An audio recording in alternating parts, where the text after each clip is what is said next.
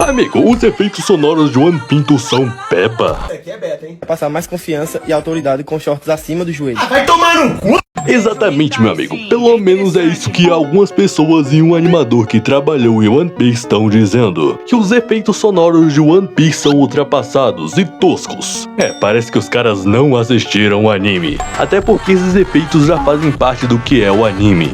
E na minha opinião, esses efeitos são o diferencial de One Piece. Mas qual é a sua opinião? Eu só sei que aqui em Chique Chique Bahia, todo mundo acha One Piece perfeito com esses efeitos. E quem não se inscreve aí pra mim não virar CLT é...